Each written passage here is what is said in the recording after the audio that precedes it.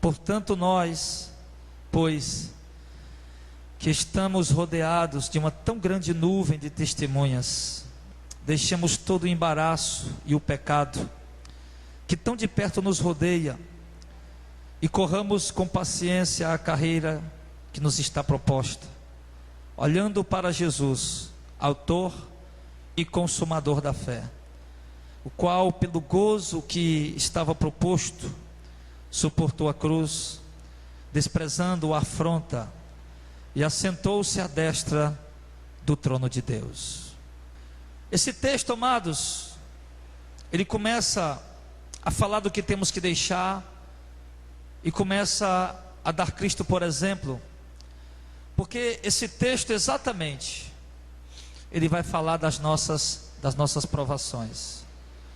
E quem, amados, quem, ao começar a seguir o Evangelho, não será provado em grandes maneiras? Entenda uma coisa e coloque no seu coração o seguinte: que todos nós que estamos buscando conhecer e seguir esse santo Evangelho, essa santa doutrina, iremos passar por várias provações.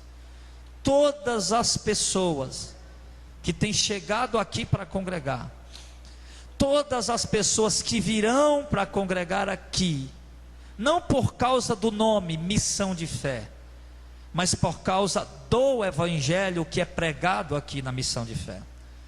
Todos nós, todos vocês e todos que forem caminhar nesse Evangelho, entenda que você irá passar por provações que você nunca imaginou que passaria.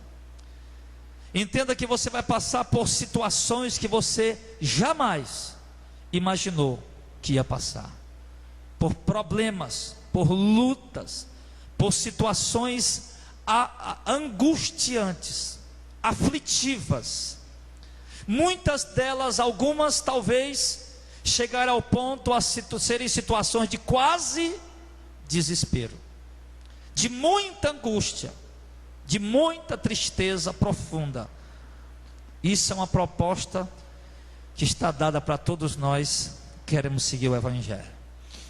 E por isso, o autor da carta aos Hebreus, ao ver as aflições que os crentes hebreus estavam passando, provavelmente em Roma, essa carta foi dirigida, a pressão que os crentes estavam vivendo da parte da sociedade, a pressão que estava vindo em cima da igreja por parte do governo, por parte de religiões, a pressão que estava vindo em cima da igreja por parte de toda a sociedade, era uma pressão tão grande, mas tão grande, que havia muitos irmãos abatidos, havia muitos irmãos até pensando em desistir, até pensando em parar na caminhada. Mas o autor aos Hebreus vem falando, amados, que nós não precisamos parar da caminhada, e que nós, aliás, não podemos parar na caminhada, que nós temos que entender, irmãos. No capítulo 12, no verso 1, ele diz que nós estamos rodeados de uma tão grande nuvem de testemunhas.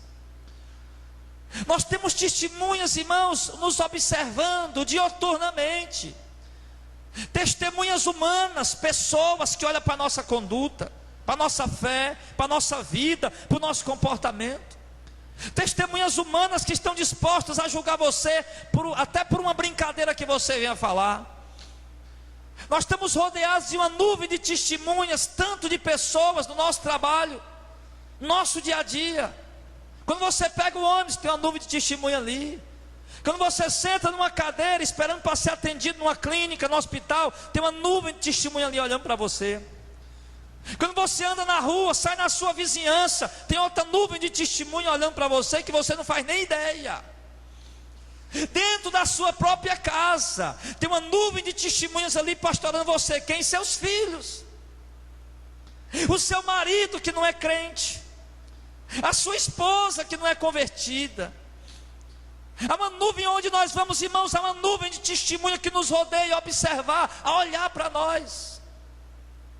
E não somente uma nuvem de testemunhas humanas, naturais, mas principalmente uma nuvem de testemunhas espirituais, invisíveis, demônios, que estão ao nosso derredor, observando nossa vida constantemente, rangendo os dentes como um leão, desejoso para encontrar uma brecha na tua vida, desejoso para encontrar uma brecha no teu casamento, desejoso para encontrar uma brecha na tua vida, para poder entrar e te acabar com você, destruir você. Há uma nuvem de testemunha que nos rodeia, irmão, espirituais, demônios, hostes espirituais malignas, que estão atentos à sua vida, esperando a primeira oportunidade para pular em cima de você. Estamos cercados de uma nuvem de testemunhas também, de anjos do Senhor.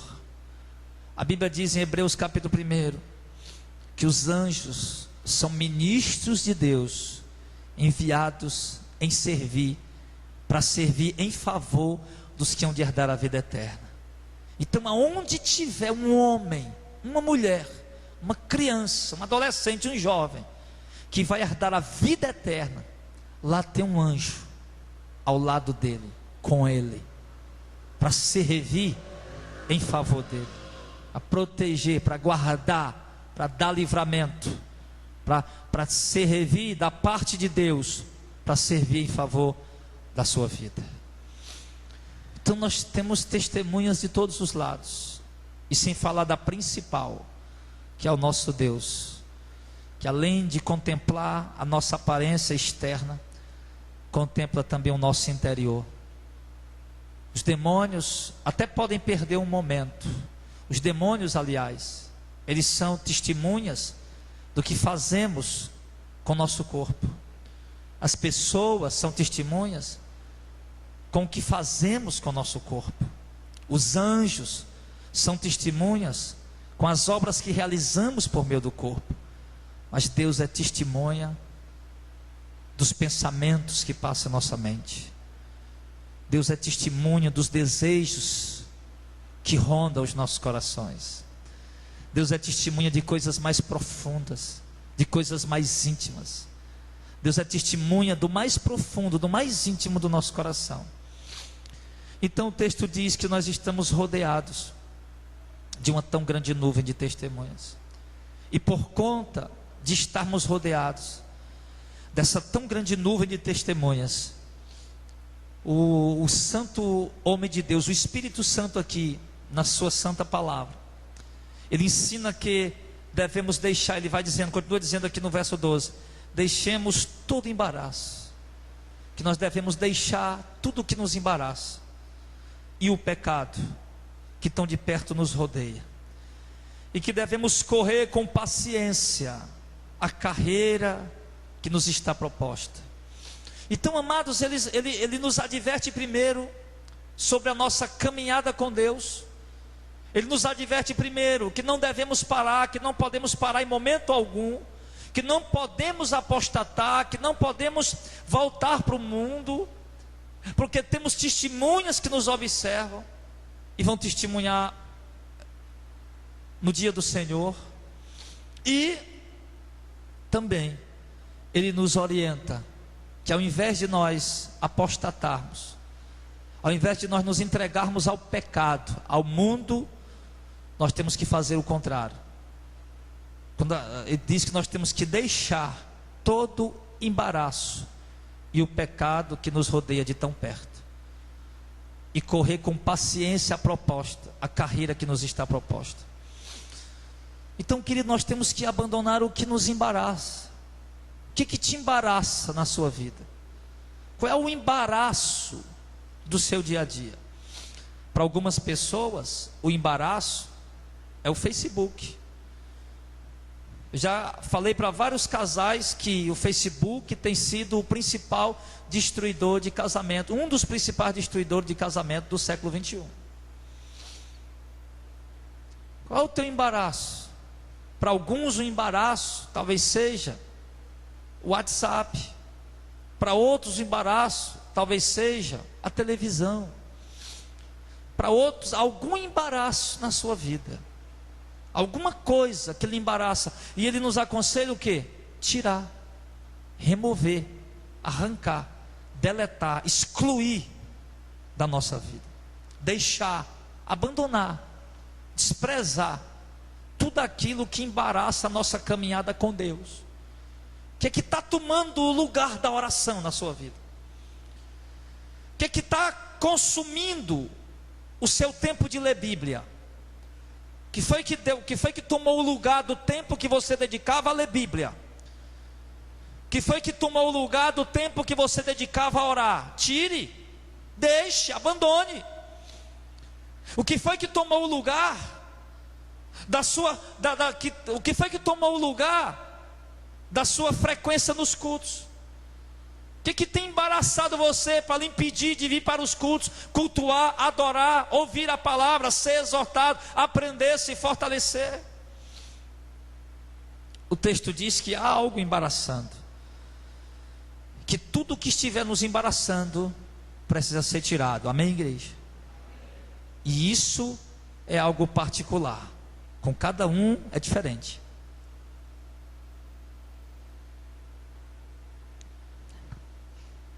O que mais? O trabalho exagerado pode ser também outro embaraço, e muitas outras coisas, a diversão, o entretenimento. Mas ele continua dizendo: nós temos que deixar tanto o embaraço como o pecado, que nos rodeia tão de perto. O pecado está em qual distância de nós, irmão? Tão perto. O pecado está mais perto de nós do que o que nós podemos imaginar.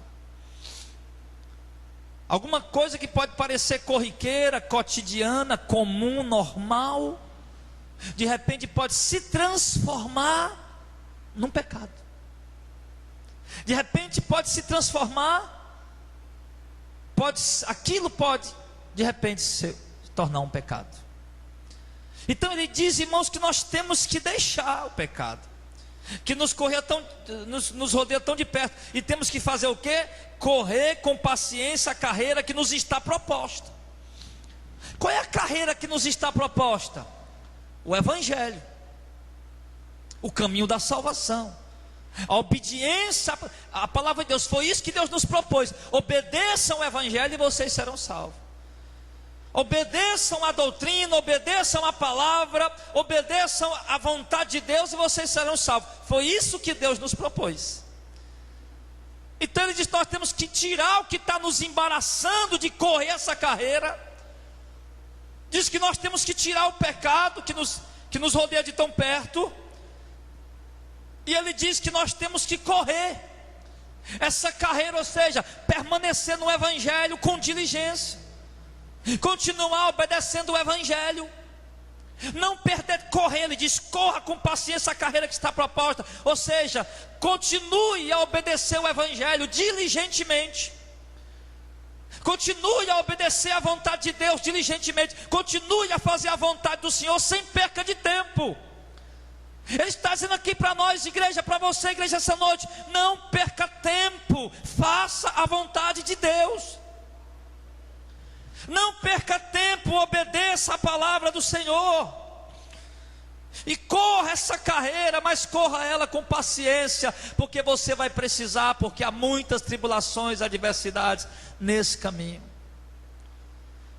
Há muitas tentações que te angustiam, há muitas provações que te angustiam, e tentações que te perturbam nesse caminho. Então você precisa correr essa carreira, ou seja, continuar seguindo o Evangelho, mas com paciência. Porque vai ter momento, irmão, que vai ser difícil continuar avançando. Vai ter momento que vai ser difícil continuar indo adiante.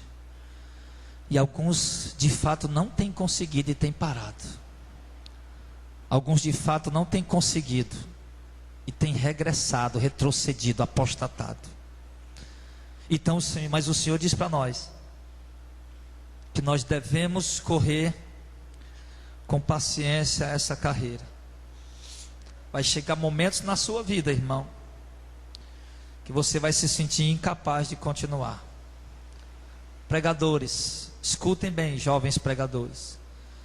Vai chegar um momento na vida de vocês que vocês vão se sentir incapazes, mesmo estando buscando a Deus, mesmo estando vivendo em santidade, mas vai chegar momentos na vida de vocês que vocês vão se sentir incapazes de ministrar uma palavra, de pregar uma oportunidade. Vai chegar um momento na vida de vocês que vocês vão se sentir incapazes, impossibilitados, depois de ter feito tanto, depois de ter sido usado tantas vezes, de formas tremendas e maravilhosas. Vai chegar um momento na vida de vocês vão se sentir incapazes. Mas mesmo assim ele diz: corra com paciência, porque esses momentos eles chegam na nossa vida, mas eles passam. Esses momentos, essas angústias, esse momento de dizer: meu Deus, eu não me sinto mais capacitado para continuar. Quantas vezes eu tenho dito a Deus, irmão: Senhor, eu não me sinto mais capaz de continuar pregando. Às vezes as pessoas não fazem ideia do combate que a gente trava. Senhor, eu não me sinto capaz de continuar pastoreando. Não que esteja em pecado, mas não se sente capaz de continuar. Não me sinto capaz, Senhor, de subir no púlpito e pregar uma palavra. Eu não me sinto capaz. Senhor, eu acho que hoje eu não vou ter nada para dizer para a igreja. Eu orei, eu li, eu busquei, mas acho que eu não vou conseguir falar nada. Eu me sinto totalmente incapacitado. Se eu não me sinto capacitado de ganhar mais uma única alma, não me sinto capacitado de ir ao campo evangelizar. Vai chegar momentos que você vai se sentir assim, meu irmão. Mas eu lhe digo, diante da palavra de Deus, continue, persevere com paciência nessa caminhada, porque todos esses momentos, eles passam na vida da gente. Inevitavelmente eles chegam, eles vêm, mas eles passam. O que nós não podemos fazer é parar. O que nós não podemos fazer é desistir. Jamais, jamais podemos parar. Mesmo sentindo fracos, incapacitados. Se o meu lugar aqui é pregando, então eu estarei aqui pregando, e o Espírito Santo estará falando o que ele quiser falar. Jamais você pode parar. Se o seu lugar é aí, meu irmão, abrindo o templo, fazendo a manutenção, a limpeza, mesmo fraco, mas vá, que Deus vai te dar força. Se o teu lugar é no campo, evangelizando, entregando folheto, pregando no ônibus, é cantando, é louvando, é tocando, é adorando, vá, mesmo sentindo incapaz, que o Espírito Santo te tomará ali naquela hora, e Ele te usará poderosamente para a glória de Deus. Pois Ele disse, irmão, que nós precisamos ir com paciência. E paciência por quê, irmão? Porque as ondas são contrárias. Se você te fosse a 200 metros dentro do mar e nadar de lá para cá é fácil. Agora nadar contra a correnteza, aí é difícil. Então na nossa caminhada é assim. Vai ter muitos momentos você vai estar remando contra a correnteza. E o pior, além de você estar remando contra a correnteza, vai chover, vai trovejar, vai bater vento. O barco vai começar a encher d'água, você diz: é agora que eu afundo.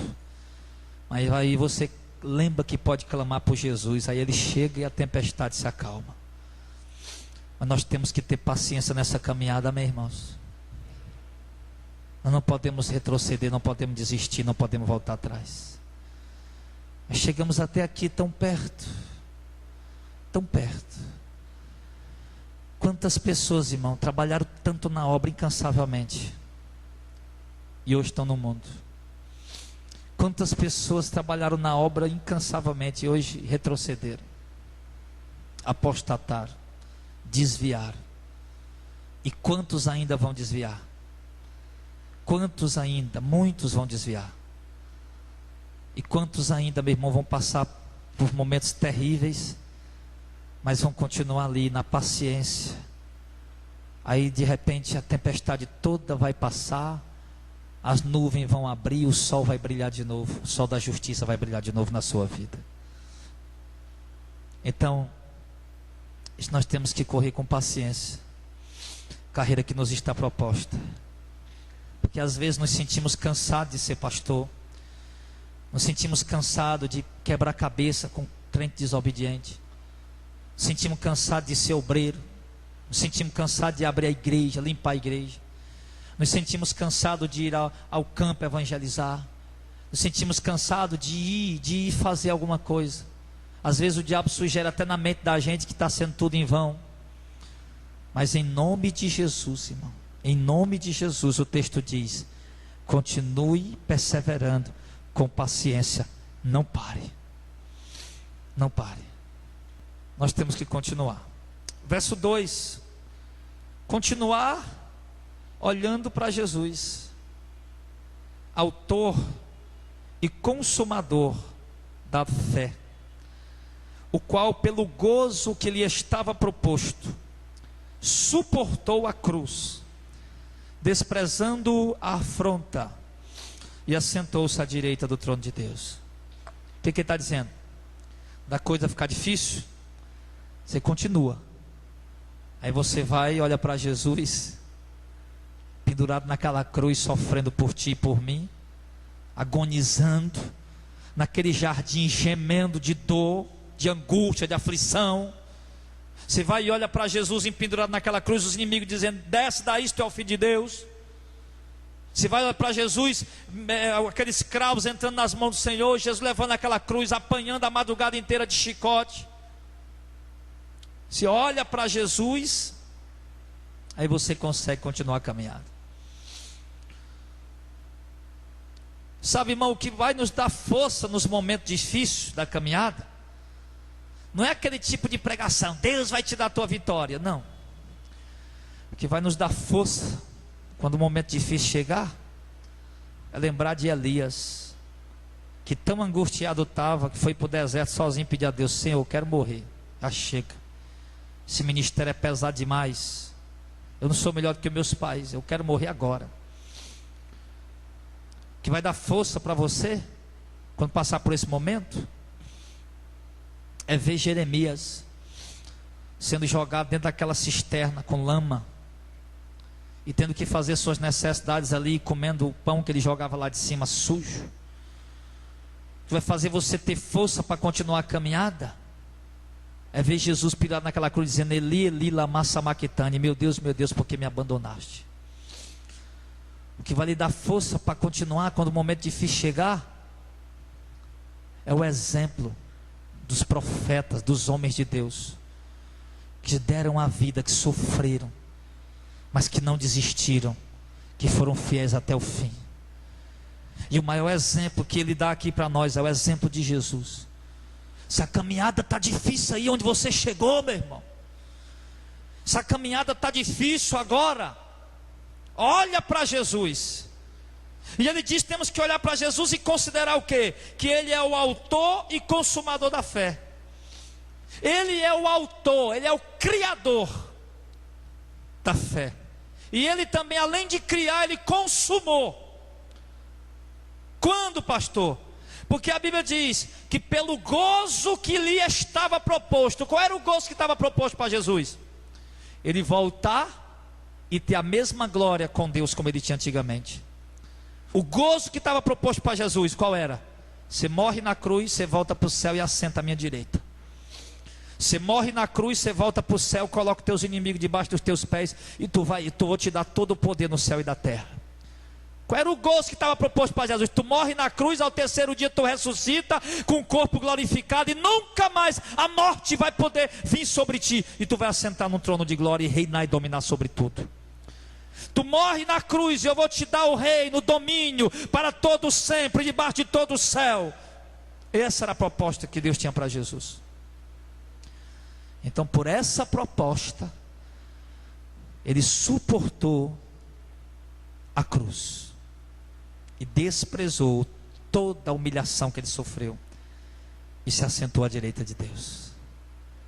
E essa mesma proposta está dada para nós.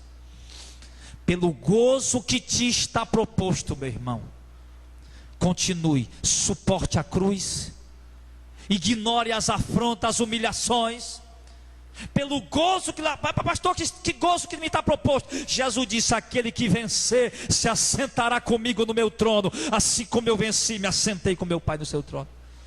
Jesus disse: aquele que vencer, eu lhe darei uma pedra branca, e nessa pedrinha branca um novo nome escrito, que só ele sabe e ninguém mais.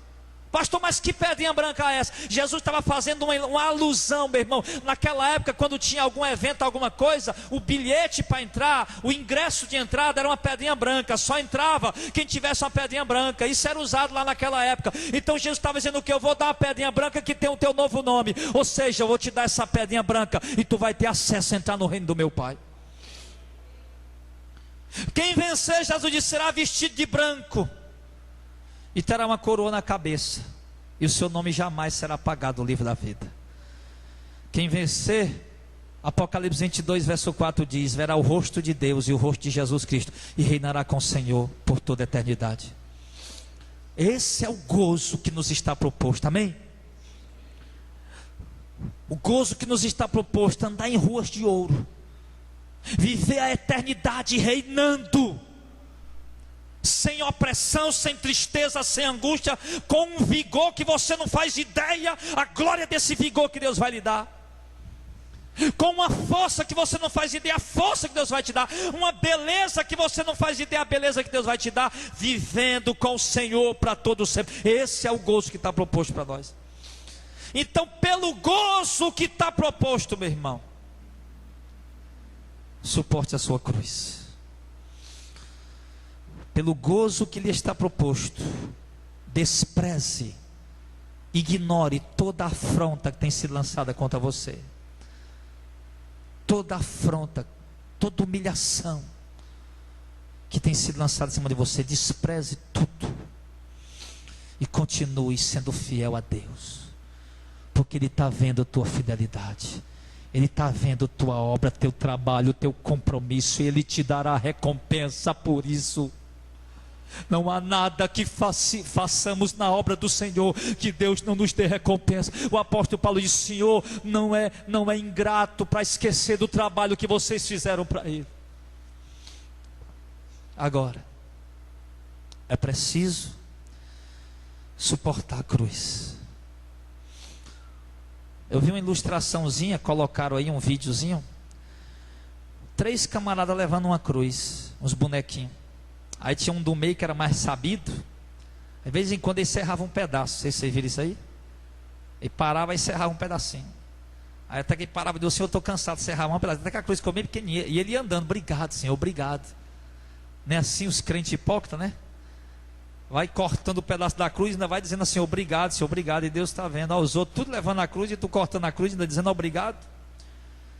Aí quando chegou lá no lugar que ele não sabia para aquela cruz, quando chegou lá no lugar, tinha um abismo.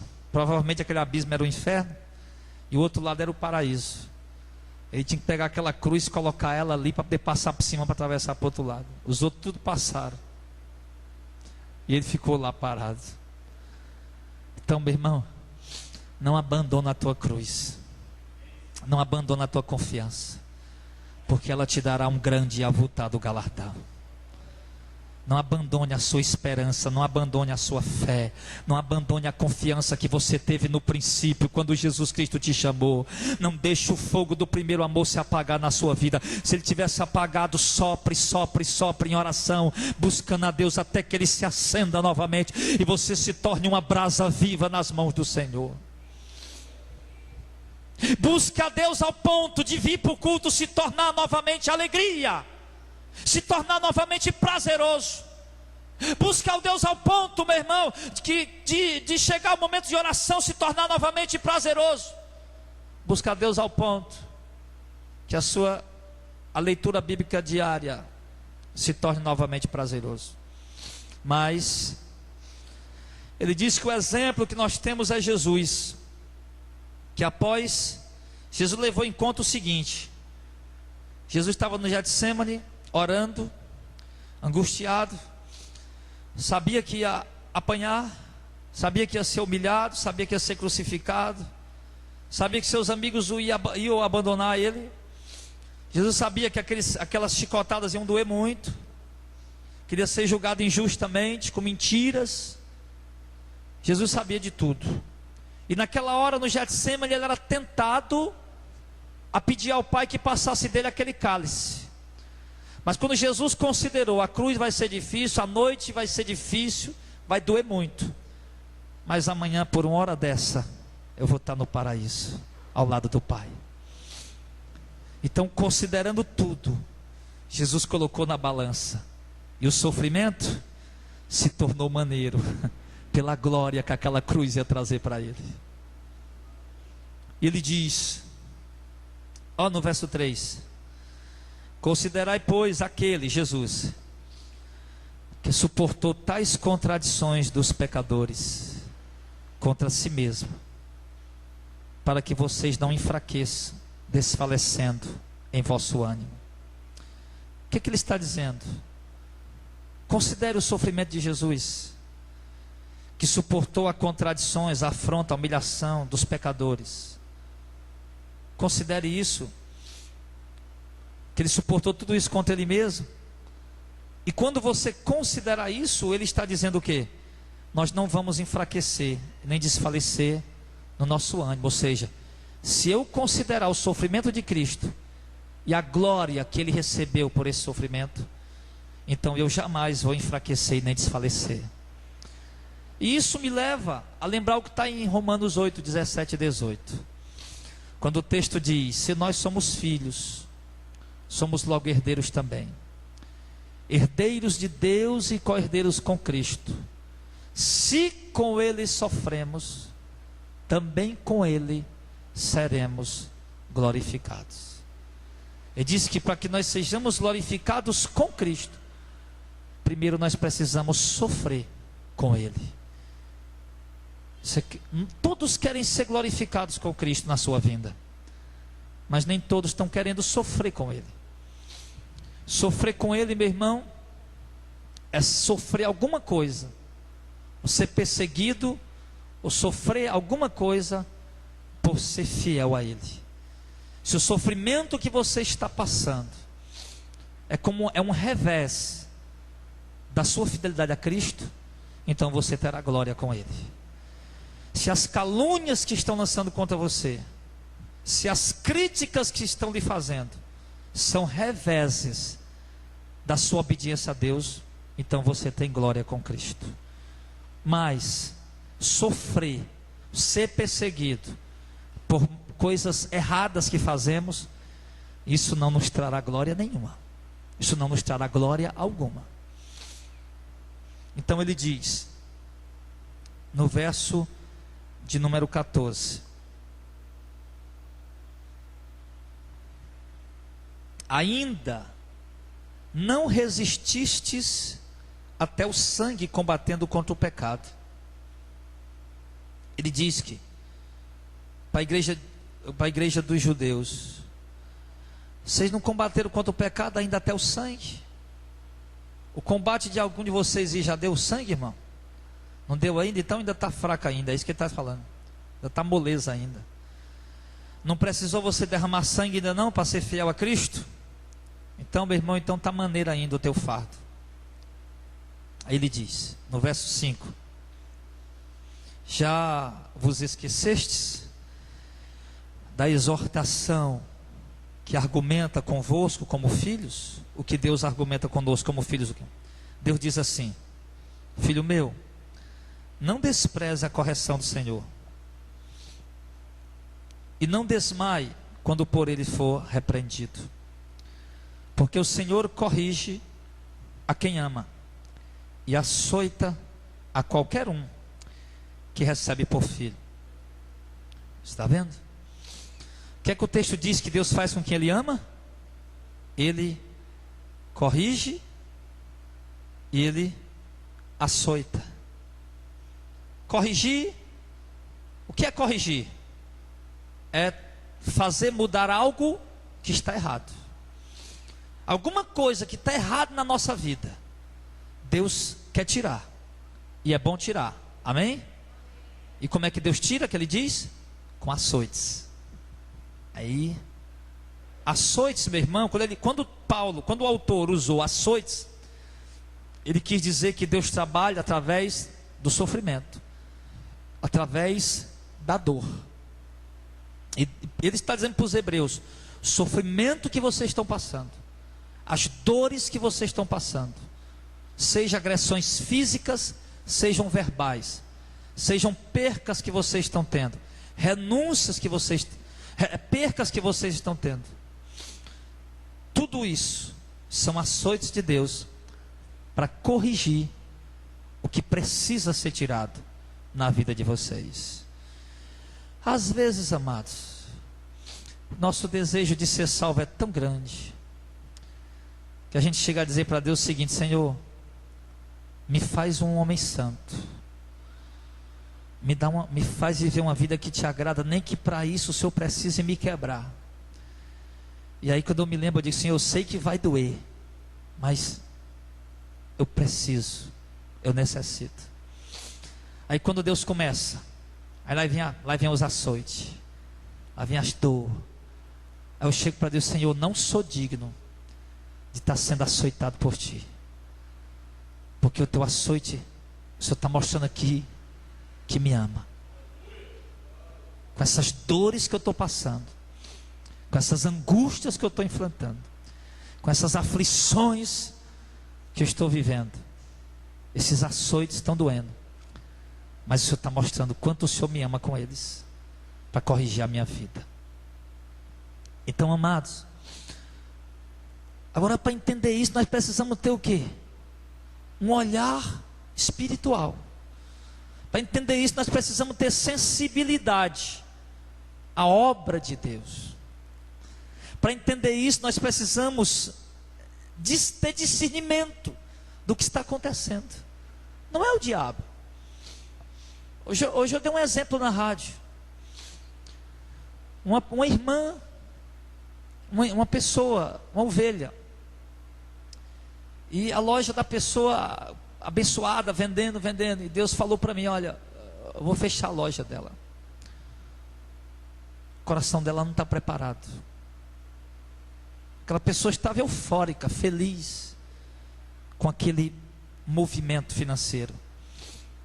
E aí eu cheguei e falei para o esposo dela: olha, e estava bem no auge. No tempo, na hora que eu falei isso, Auricélio, jamais ele ia imaginar que a loja ia fechar. Jamais. Estava no auge. Digo: olha, Deus vai fechar a loja da sua esposa, que o coração dela não está preparado. Deus viu ganância, Deus viu altivez, Deus viu coisas que não agradam a Ele, e Deus ama ela e quer salvar ela, e por isso Ele vai fazer isso. Com pouco tempo, poucos dias, a loja quebrou. E aí, depois, eu soube que essa pessoa andou buscando aí os profetas dos revelamentos, né? Que o povo não sabe se contentar com a revelação de Deus, ele vai buscar no homem. Aí chegou lá pelos profetas do revelamento, aquele negócio todo: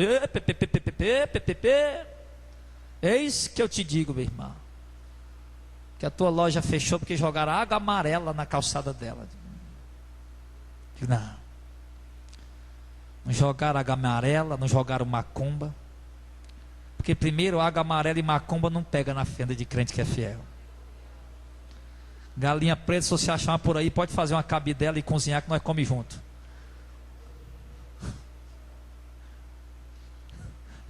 É brincadeira, irmão. Negócio de cabidela, rapaz. Mas macumba não pega na gente não, irmão. Eu sou guardado pelo sangue de Cristo. Onde é que macumba vai pegar em mim? Você está louco? Eu estou buscando a Deus, estou buscando a presença de Deus. Vai pegar. Agora, quando Deus ama, aí Ele toca, aí Ele tira, remove. E Deus sabe aonde açoitar bem direitinho, onde é que vai doer. Aí você vai pegar o teu menino para dar uma lapada. Não, aqui não vai doer. Dá uma lapada, o menino vai achar graça. Não, vem cá, meu filho, vem cá. Eu tenho que fazer uma coisa que doa, tem que doer. Para maldinha aí na bunda, isso não doeu não, vem cá. Sei lá, faz alguma coisa que ele sinta dor. Sinta dor. Aí assim Deus sabe aonde dá a palmada em nós, irmão. Deus sabe aonde dá a chicotada, que diz aqui, né? Que Deus nos açoita. Deus sabe onde dá o açoite. E Ele vai bater exatamente onde vai doer. Para quê? Porque a Bíblia diz que Deus está corrigindo porque te ama. Deus está açoitando porque Ele te recebeu como filho, meu irmão. E Ele diz no verso número 7: se vocês suportarem a correção do Senhor, Deus está tratando vocês como filhos. Porque qual filho há a quem o pai não corrija? Aí tem uns crentes que não entendem, meu irmão. O irmão ouviu a gente pela rádio, aí veio congregar aqui. Aí quando chegou aqui eu percebi que o cara era avarento, daqueles mesmo irmãos, que misericórdia. Eu percebi pelo relacionamento dele com a mulher e com os filhos. Meu Deus, olha que homem miserável, meu Deus do céu, pelo amor de Deus. Aí um dia eu fui lá: pastor, o senhor tem que vir aqui, a gente tem que vir aqui, nós temos que resolver esse negócio. O que é que foi? Fui lá. Aí começou a falar: pastor, e o homem lá sentado, a mulher e os meninos lá e tudo falando: esse homem é miserável demais, pastor, ele não faz nada, é só reclamando toda hora, é só murmurando toda hora e tal e tal. Ganha dinheiro, mas não tem dinheiro para isso, tem dinheiro para aquilo. Aí começou a se justificar. Aí eu falei para ele: irmão, Deus, você é muito apegado ao seu dinheiro. E Deus, ele vai tocar no seu dinheiro para você poder aprender a você seguir o caminho dele direito. Se Deus tocar, eu deixo a igreja. Pulou bem acolá e disse logo. Aí eu perguntei: quem que vai perder nisso? É tu ou é Deus? Eu não quero saber. Então pronto, fica à vontade. Tem gente que não entende. Deus está querendo te salvar, Deus está querendo te santificar, Deus está preparando você para ser salvo. O açoite está rodando aí na tua vida, os açoites de Deus chegou, e tem gente que não entende e faz o que? Se desviar, meu irmão. Tem gente que não entende os açoites de Deus e acaba: Deus me abandonou, e pula fora do barco. Ele está dizendo que nós temos que suportar a correção do Senhor, porque Deus está nos tratando como filho. Deus vai tocar, vai aonde dói. Aí quando Deus tocar onde dói, aí você tem que entender: é correção de Deus, é açoite de Deus. Aí você tem que entender, suportar. Ele está dizendo: se suportares a correção do Senhor, aí você tem que suportar. Suportar o quê? É aguentar, saber que é de Deus e ficar ali quietinho, aguentando, caladinho. E reconhecer: Senhor, está fazendo isso porque realmente eu pequei. Está fazendo isso realmente porque eu estou merecendo uma lapada mesmo. Agora, verso 8: mas se estáis sem disciplina, da qual todos são feitos participantes, sois então bastardo e não filho. Está vendo aí? Tinha uma pessoa aí, que graças a Deus já foi embora daqui, um bode. Tinha um bode aí que estava no nosso meio, e esse bode fez um rebuliço tão grande. E umas irmãs dizendo: rapaz, pastor, não entendo.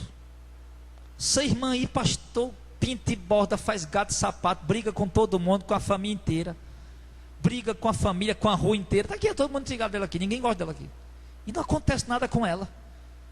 Eu disse: filho, então você está achando que isso é ruim para ela? Aliás, você está achando que isso é bom para ela, não está acontecendo nada? Não, filho, isso é terrível para ela. Isso significa que ela não é filha, ela é bastarda. Por isso Deus não está corrigindo ela. Entendeu?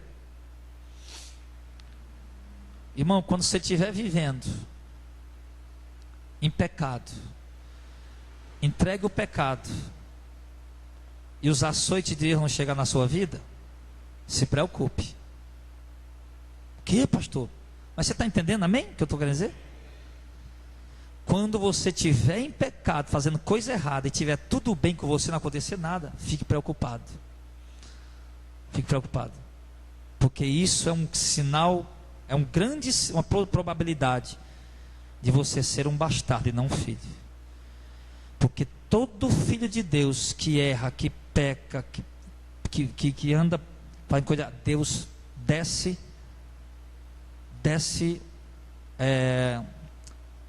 os açoites nele. Às vezes tem crentes com vida dupla, está na igreja, dá glória a Deus, aleluia e tal, mas lá fora não tem vida de homem de Deus, não tem vida de mulher de Deus. Tudo que não presta, tudo que é do mundo depravado, a pessoa faz, e aí as coisas estão tudo bem. E o camarada não entendeu ainda por quê? Porque ele não é filho. Por isso ele não está apanhando. Por isso Deus não está corrigindo ele. Deus vai bater no filho dos outros? Não. Deus vai bater nos filhos dele. E por que Deus vai fazer isso? Ele diz aqui, ó, verso 9, ele vai explicar. Além do que tivemos nossos pais segundo a carne, para nos corrigirem, e nós os reverenciávamos, não nos sujeitaremos muito mais ao Pai das luzes para vivermos? Quer dizer, nossos pais nos açoitavam e a gente fazia o quê? Temia e reverenciava a eles. Então, um dos propósitos que Deus nos açoita para quê? Se nós temíamos nossos pais, ele diz, muito mais não temeremos nós o Pai das luzes para vivermos? Ou seja, os açoites de Deus têm um propósito, para nós aprendermos a obedecer a Deus. Você quer ver um crente bem fielzinho a Deus? É o cipó de Deus vindo nas costelas dele. Pensa, um menino fica bom quando leva uma pisa, meu irmão. O menino está um diazinho por ali danado, você deu a paciência, já você pega ele, planta o couro para cima, meu irmão. Rapaz, você não basta falar uma vez, opa, papai, pois não, senhor, sim senhora, o que é que você está mandando, o que é que você quer, né? Fica bom com a beleza. Então, meu irmão, Deus sabe como botar nós nos eixos. Deus sabe como botar nós na obediência, amém? Aí quando Deus desce aí o cipó, desce aí a disciplina, a correção, os açoites dele, aí a gente fica bonzinho com a beleza, não é? Eu sempre digo, você quer ver crente enjoando? É só Deus descer o chicote nele. Aí o crente lembra, o bicho enjoar. Aí o crente faz vigília de noite, é o crente que mais ora da igreja, que está, né? Então é assim. Por que Deus faz isso? Porque Ele nos ama. Aí diz no verso número 10, aliás, 10, porque aqueles, na verdade, por um pouco de tempo nos corrigia como bem lhe parecia, mas esse Deus, né? Mas Deus, para o nosso proveito, para sermos participantes da sua santidade. Olha como é forte isso aqui, meu. É forte. Ele está dizendo aqui que Deus, meu irmão, Deus, os açoites de Deus, as correções, as surras que Deus nos dá, privando a gente de ter aquilo que a gente tanto quer e que não é pecado, e priva, fazendo a gente perder alguma coisa, ter prejuízo em alguma coisa. Deus vai trabalhando de uma maneira, meu, que vai causando dor, chicote, disciplina, correção. Por quê? Porque está em pecado, está em desobediência, está em submissão. E porque Ele está fazendo tudo isso, de repente o camarada chega, meu irmão, a uma situação deplorável. E a Bíblia diz que Deus está fazendo isso na vida dele, por quê? Para que nós sejamos participantes da santidade de Deus. Então, a correção de Deus, a disciplina de Deus, é para nos tornar participantes da santidade dEle. E qual a finalidade disso, pastor? A Bíblia diz, sede santo como eu sou santo, diz o Senhor. Segui a paz com toda e a santificação, sem a qual ninguém verá o Senhor. Então ele diz, sem santidade ninguém pode ser salvo. Então as correções de Deus que são tão dolorosas, é para nos ensinar a santidade, para nos tornar participantes da santidade dEle. Sabe, irmão, por exemplo, aquelas situações que você passa, financeira, que às vezes você está quase tendo nem um pão para comer. Você está ali, meu irmão, realmente na prova mais terrível da sua vida. E você está sendo fiel a Deus, está obedecendo a Deus direitinho e tal, e Deus está ali, lhe disciplinando dessa maneira, corrigindo dessa maneira, lhe aceitando dessa forma. E qual a finalidade disso? Você aprender a confiar nele, aprender a depender dele, a esperar nele e se tornar participante da santidade de Deus, para que você possa entrar no céu no dia do Senhor. Então logo nós entendemos o quê? Que tudo que Deus faz tem um propósito bom. Por isso em Romanos 8 está escrito que todas as coisas cooperam para o bem daqueles que amam a Deus. Se tudo coopera para o nosso bem, então ele está dizendo que até as coisas boas ou ruins cooperam para o nosso bem. Aí para concluir, ele diz aqui no verso 11, e na verdade, toda correção, os açoites, a disciplina, no presente, não parece ser de alegria, senão de tristeza. Realmente, né, irmão? Depois produz um fruto pacífico de justiça naqueles que são exercitados por ela, ô glória. Irmão, coisa ruim, terrível, realmente você está nos açoites de Deus. Mas quando passa, você entende o porquê. Você entende. Ele diz que os açoites de Deus nos corrige para nos fazer participantes da santidade dele. Quando Deus leva o homem a passar provas extremas, aí o homem começa a dizer: não, eu estou passando provas extremas, a angústia está lá, o peso está lá, a tribulação, a tristeza. Aí o camarada começa a fazer volta a Deus, né? Vou tirar isso, vou tirar aquilo, e tira mesmo, né? Se viu ou não se viu? É claro que se viu. Se viu muito. Então, ele diz que a correção na hora você não entende, porque ela gera tristeza na gente. Mas depois você vai perceber que ela produz um fruto de justiça na sua vida de salvação. Então, igreja, as provas, elas são inevitáveis. Não tem como servir a Cristo e não passar por prova. Não tem como ser homem de Deus, ser mulher de Deus e não passar tribulação. Não tem como ser um homem de Deus ou mulher de Deus e não sofrer. Tem que sofrer. É assim que Deus trabalha conosco. O apóstolo Paulo chega a dizer, tão experimentado no sofrimento, Paulo, da parte de Deus, que ele diz que aqueles que sofrem segundo a vontade de Deus encomendam a Deus as suas almas. Ou seja, quando o homem está sofrendo porque é vontade de Deus que ele sofra, e tem propósito de Deus quando ele envia sofrimento para alguém, esse homem, ele se aproxima de Deus e encomenda a sua alma ao Criador. Ou seja, ele se torna fiel a Deus, se torna um homem santo, uma mulher santa na presença de Deus.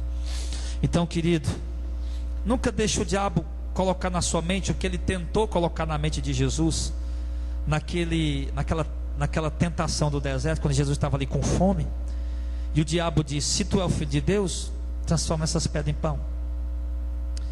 Então o diabo tentou fazer Jesus pensar: poxa vida, eu sou filho de Deus, estou passando fome aqui no deserto. Poxa vida, eu sou filho de Deus, não tenho um centavo aqui para usar. O diabo diz: pois eu te dou toda a riqueza do mundo.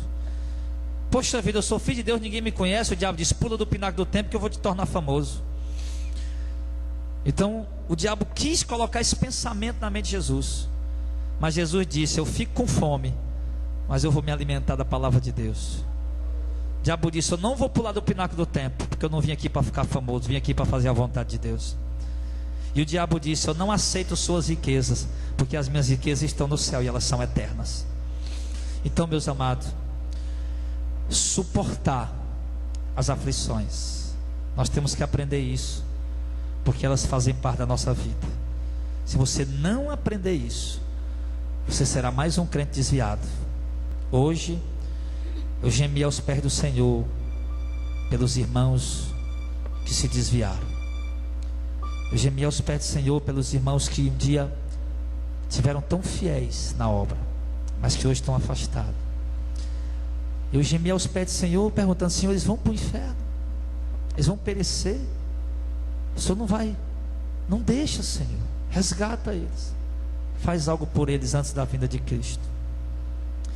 E o meu desejo é de ver cada um de vocês, irmão, não apenas esse lugar lotado, quero vê-lo lotado, sim, cada vez mais, mas não às custas de uma campanha, de uma pregação sensacionalista, herege, mas de um povo que tem sede de Deus e que ama a Deus e quer ir para o céu.